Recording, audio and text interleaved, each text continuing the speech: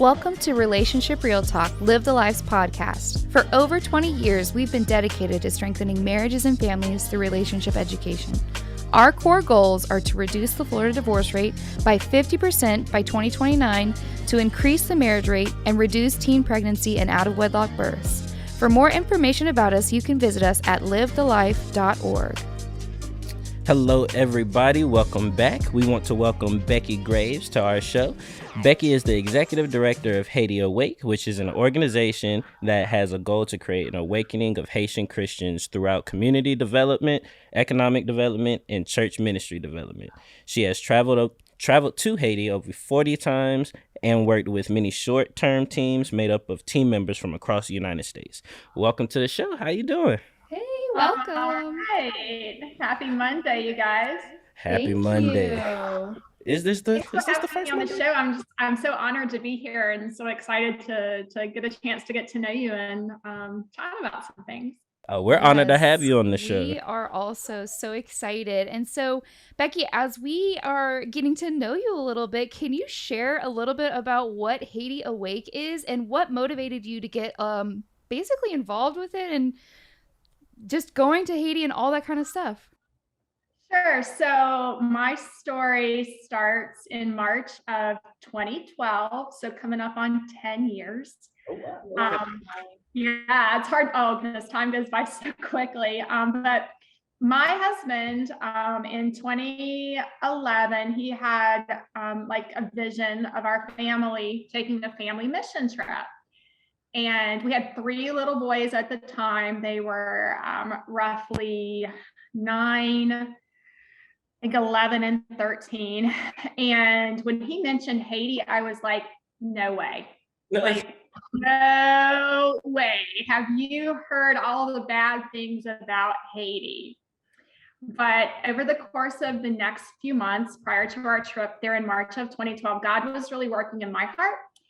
And we traveled to Haiti for the first time. We arrived in Haiti on March 12th, 2012, really thinking it was going to be a one-time experience.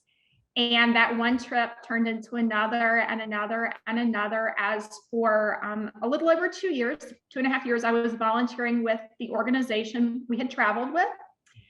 And God had brought into my life through that a young man by the name of Steve Gerard, Haitian national, who is just an exceptional human being. And as we started to talk about our love for Haiti, our vision for Haiti, and thinking how things could be different, God put it in both of our hearts to found Haiti Awake in October of 2014. Wow. That's awesome. That is awesome. Especially even just taking the whole chance of that mission trip, because that's thoughts and processes within that alone. But since all the times, I think it's 40 times going back and forth, is there a story you would like to share from your mini trips? I could talk all day about all the different stories. So this is a hard question. But I think I'm gonna roll back to what God's put on my heart for this calendar year for myself. I'm 50 years old now. Nope. It's like, just wait, you guys. When you hit like a certain age, all of a sudden, like, life becomes very clear. So one of the things that God's been working on me is to live an unhurried life. Because when we're walking we have to get rid of all that noise, but unfortunately, we spend our lives at such a rapid pace. One of the things that tends to fall by the wayside is that ability to listen to the Holy Spirit and just really spend meaningful time with God. So one of the thousands of lessons I've learned in Haiti is to be unhurried. And if you're familiar with the Caribbean islands at all, there's this concept of island time. You know, people show up kind of when they're going to show up. And so early on, when I was traveling to Haiti, there was one day that Steve, my ministry partner, he showed up late for work. And I was so upset. I was embarrassed because we had like all these Americans here and you're wanting them to have a good experience. And he was supposed to be at work and he came late, and then he like kind of took his time and he went and got breakfast, and he was very unhurried. So all day I'm thinking about this. And I said to him, let's talk after work. Let's talk after the day is done. And in my American mindset, I'm going to teach this Haitian man something. I'm going to teach him the importance of time management. And we sat down together, and I started with my very American, we are supposed to be professional and people were waiting on you and you should have been here. And he just kind of paused and he looked at me and he said, "Do you know why I was late today?" Well, I had never even stopped to ask that question. Instead, I had jumped to a conclusion. Yeah. And so almost like arrogantly, sarcastically, however you want to say it, I said, "Sure, tell me why you were late." And he said, "Because my neighbor came to my house this morning and he asked me to pray with him. And I thought it was important to pray with my neighbor." And in that moment, I realized there is there is so much I need to learn and listen. And instead of jumping to a conclusion, ask some questions. I might be better informed on a situation. Yeah. That I can just imagine your response to Right. Because yeah. I've had those moments too when you Oh. just know you're right, and it's just like, Yeah. wow, I Wow. didn't even think of the simplest Yeah. question. And then his reasoning, it's one of those things where it's like, you got me. I can't even say anything to it. Yeah. And I love that glimpse into that culture and that idea of, sit back, relax. You're waiting for the moment. You're in the moment. You're not busied. And so as you've been around Haitian families, how would you say is maybe another way that they're different from American families? So I would say Haitians put a great deal of value on family. I want to be really careful in our conversation to not stereotype, because I've also learned how much we all stereotype. We tend to look at them and us. But then having Haitians through the years ask me questions about the US or their perspective on Americans, it's made me realize how much of the world stereotype us as Americans. I've had questions where I'm like, that's not me. Like, that is some Americans, but that's not me. Or that would describe some American families, but that doesn't describe my family. But I will say that Haitians put a lot of emphasis on family, more than my family puts emphasis on family, as far as loyalty, as far as time spent. And just like families in the United States, Haitian families are diverse too. Different interactions, different ways of looking at things.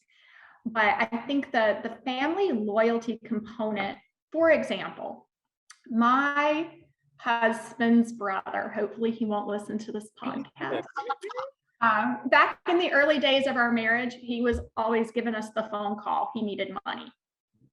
And I was like, done with it. Mm-hmm. But that's very American from my perspective, American. Not that every American family would be like that, but for many Haitians, if my brother asks me for money, even if I only have $5 in my pocket and I don't know when my next income is coming, it would be almost immoral for me not to give my brother that $5. Oh, wow. They take it serious. Yes. So there's definitely an emphasis on family. And I'll give you one other illustration. Interesting, if you ask people, okay, I'll ask the two of you a question. Okay. What story, what part of Joseph's life, the story of Joseph in Genesis, what part of Joseph's life most clearly defined his character? Most clearly? Of all the different aspects, the different stories, what most clearly defined his character? I like for me personally, I don't know, like, I'm not going to say I'm a biblical scholar, but I really love how he was consistent through his time while he was imprisoned. Okay, good. Yeah, that's what I have to say. I don't remember the story completely, but the persistence there, I definitely remember that much of it from VPK. This is a real question that's been posed by anthropologists. In asking white American pastors that question, the leading answer is Joseph showed his character when he fled from Potiphar's wife. Remember when Potiphar's wife was like, hey, Joseph turned and left. For white evangelical pastors, that's the story. But with pastors who have an African heritage, that would include Haitian pastors. Do you know what they say? The top answer is when Joseph cared for his brothers when they came to Egypt, he took care of his family. And that's what they think focus about on. the contrast in the two ways of looking at someone's life. It was a decision made in the moment to do the right thing. We'll all agree on that. But there was also this decision to do the right thing and take care of those that you're responsible for, even if many others would probably say it's okay to turn away from them. Wow. Wow. That's yeah. Wow. That's great perspective though. Just the two different outlooks on it is crazy. Yeah. But switching the focus, okay, so we see Haitian families are very, very, very family oriented.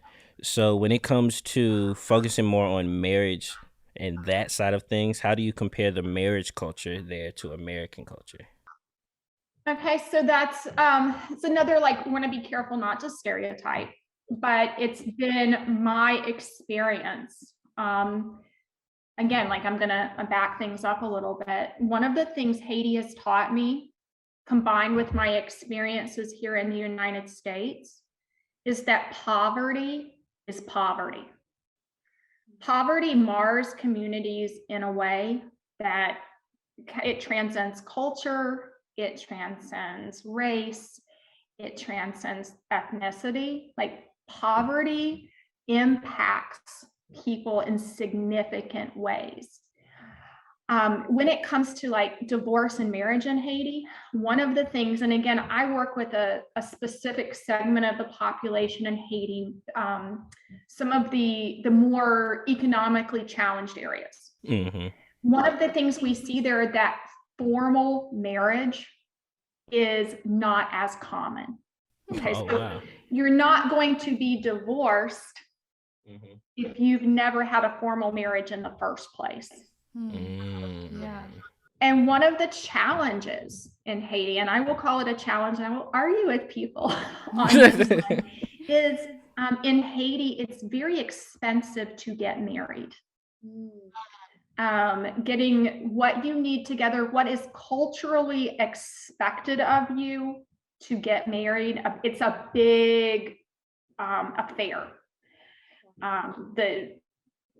Here in the United States, we have a lot of diversity. Two of my sons are getting married this spring. One's getting married in April, one's getting married in May. The one getting married in April, I've had to tell my friends, don't be offended. They're inviting 20 people. That's what they want. My other son, they're inviting pretty much everybody. Oh my gosh. So they're getting married 6 weeks apart, but their weddings will be completely different. In Haiti, there's an expectation that you're gonna put on a party. So that economic part of it is a barrier to so many people. So we do see in Haiti a lot of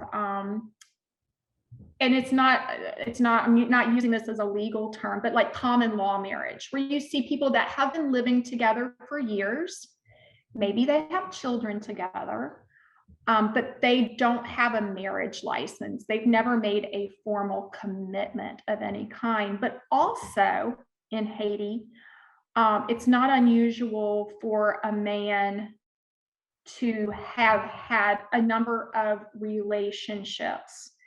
Again, not formally married, but he's had, and Haitians will say wife, but they're just referring to who he's living with at the moment. So he may have had, again, quote unquote, 5 wives, but he's never really been formally married to any of the 5. He's just moved from this relationship to this relationship to this relationship.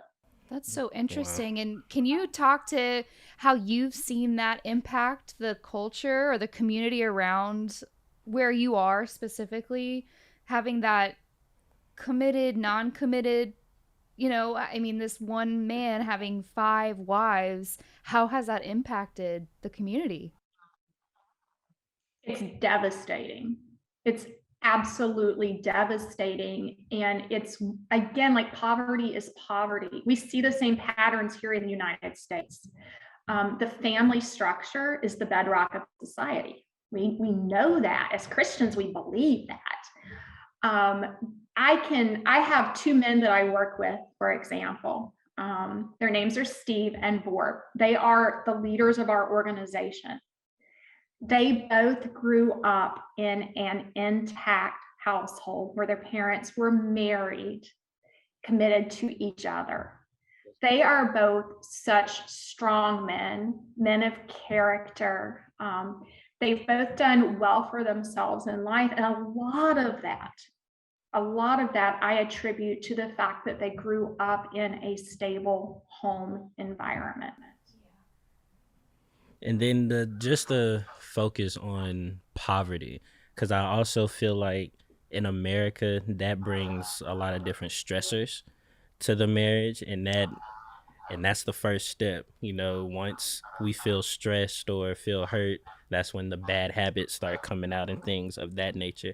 And we actually met at one of our retreats, Adventures in Marriage. So going through those skills and how you can manage some of those stressors, do you think that can affect the Haitian community? Yeah, so I went into, I'm pretty transparent if you haven't figured that out by now. I went into that Live the Life conference a little skeptical. Okay. Truly. I went there because we've known Doug and Anna Stevens for years, a lot of respect for them. But I wasn't really sure what to expect of the weekend. I was really blown away. My husband and I learned so much. We've been married for 30 years. It will be 30 years in a few months. Don't want to be like Betty White celebrating your birthday and then you don't quite get there. Yeah. Yeah, I just said that and we're recording. We can't take that out, or maybe you can. Anyway, almost 30 years. But we learned a lot just to in going through the exercises, having the coaches work with us. There were a couple things that just came out in communication that I was like, what? You feel like that? Or what? I never knew that. And so, yeah, I would highly recommend for others to participate in a weekend, because I know what it did for us. And even if we didn't get anything that we took away, which we did take a lot away, just the actual experience, some of the things that we talked through that we never brought up before, that brought a lot of clarity, very impactful. That's awesome.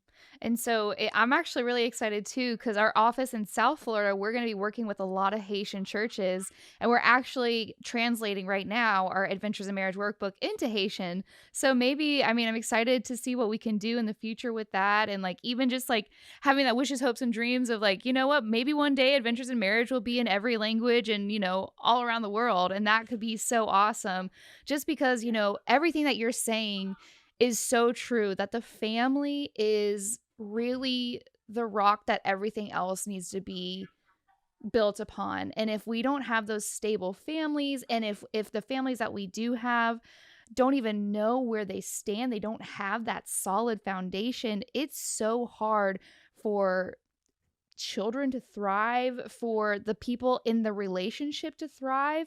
And so why not set up the next generation for success by setting your relationship up for success?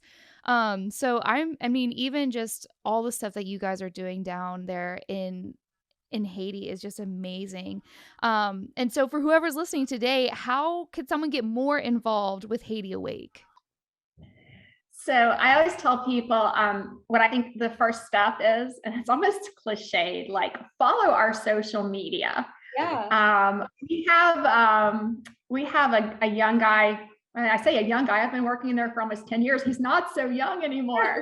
Uh, so Hudson does all of our social media, and almost every day there's some sort of an update. So I tell people, like, you know, you can look at a website, but the website maybe gets updated a couple of times a year, you know, the blog posts there, but social media, you get to see what's happening day by day. And when people ask me about getting involved, I'm like, watch our social media and what grabs your heart. There's a quote, and I wish I could think of it off the top of my head. It basically says, what brings tears to your eyes, that's where you need to pay attention. So like, we have so many programs going on in Haiti, everything from English class and a library and a computer lab in our community to juvenile outreach. So if someone follows our social media, looking at what actually grabs their heart, then, you know, reaching out with a certain level of understanding of what Haiti Awake does and who we are, I think that's the best way to start any kind of involvement. That's awesome. And I actually want to ask if you have any words of encouragement for somebody who wants to do something similar to what you're doing, or even just want to help a culture that's not theirs, because that's actually what piqued my interest meeting you, is that I would have, if you would have said, oh yeah, I do mission work in Haiti, I just wouldn't have, us assuming, I wouldn't have put that together. And then going through the website and seeing that y'all are actually making some type of change and you're actively in the community. When I think you emailed the first time I emailed you, are you in Haiti now, or were you at one point? Yes, I think the first time that you messaged me, I'm in the States right now. I'll be in Haiti later this month. So yeah, just you're actively in the area, and I think that's a big part in actual mission work. A lot of people, yeah, you can start a foundation and, you know, send money somewhere, but you're in the community. So what could you say to somebody who wants to try that, or even just help out any way, shape, or form? Yeah, well, I'm going to go back. You just, in asking that question, you just reminded me of another one of my favorite stories, and then I'll talk about it a little bit. All ears. One of my first trips to Haiti, we're driving down this road, rural area, and there is a guy on the back. They have these transportation vehicles are called tap. It's basically a truck where benches have been put down the side and you sit in the back. But there was this guy, great heart, wonderful guy, but we're driving down this rural road and he was like, stop, that kid doesn't have clothes. So they stop the truck, he gets out, he digs in his bag, he pulls out these clothes, he dresses this little boy. The Americans feel good about themselves. Okay, let's just think about that for a moment. Like, how would you feel if today someone rolled up in your neighborhood here in the US and put clothing on your child? Like, yeah, literally just think about that. And I think that story defines a lot, because we do tend to come in as Americans. One thing I've learned is we are very arrogant. We believe we know more than the rest of the world. And so like one of my first pieces of advice, if you are even, and it doesn't just apply in foreign missions, it's anywhere. Go into a situation as a learner, not a teacher. Someone who actually lives in a community knows that community far better than you probably will ever know it as an outsider. So you have to come in with humility. You have to come in willing to learn and to listen. You have to check your assumptions, kind of like what we were saying at the beginning of the podcast. It's not an us and them, like looking at how we're different, but like by and large, people all over the world are living the same lives. The issues that we have might be different. Some of the obstacles we're facing may look a little bit different, but we're still at a base level living the same lives. So don't assume. Talk to people, educate yourself, walk with people. I'm going back to that idea of being unhurried. You got to walk with people. You got to walk with people at their pace. Again, as Americans, we tend to want things to happen. And so we're hurrying and we're wanting to run when the community is walking at a leisurely pace. So you want your pace to match the people in that community. And then no matter what skills you may possess, you cannot impose those skills on others. You can't impose, like, you need to be invited into the conversation. It's kind of like, let's go back to what I said a minute ago, like with someone's child. If I came into your home, you have your children in your home, and I come in and I sit on your sofa and I say, hey, you should do this, and this with your kids. No bueno. No bueno at all. Now, granted, if we become friends and in time you say, hey, 4-year-old Johnny, we're really having this behavioral issue. I know your kids are grown. You've been a mom.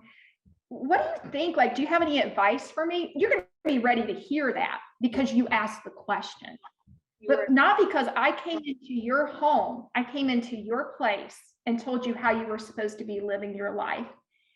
And then that leads into my last point, which is ask people what they perceive they need instead of assuming you know what they need. Go back to the man with the clothing and the little boy. He perceived that this child needed clothing. Do you know what our Haitian staff told me as to why that little boy was naked? Why? It was hot. It's hot. Why do you put on clothes when it's hot?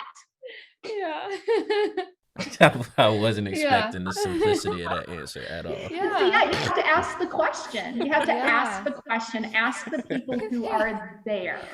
Just inconvenienced him more. I just see a little boy saying, yes, it's hot. Yeah. Wow. Well, Ashley, you have any more questions? No, I just want to thank you, Becky, for giving us an insight into all that you do and just for your heart for that mission. It's really inspiring to hear. And it's also, like Alfonso was saying, it's just so nice to have someone that's not just doing work, is on the outside, but you are in that community as often as you can be. And I think that that's such a rare and beautiful thing that you have that's unique to what you do. And so I just want to thank you for that. And also thank you for your time, because obviously you have a lot of things going on and you took time out to talk to us. For sure. Definitely appreciate it. Of course. Yeah. So everyone, we want to thank you guys for listening. We are now offering that free class, that Adventures in Marriage class that we were talking about with Becky earlier. We're offering it for free in Florida through a Healthy Marriage Initiative grant. And if you're interested, please check out livethelife.org/aim. And if you're a military base and you're interested in learning more about our program, you can reach out to me by emailing Ashley at livethelife.org. And thanks for listening, everyone. I hope you feel educated, encouraged, and empowered to thrive in whatever relationship you're in. Have a good one.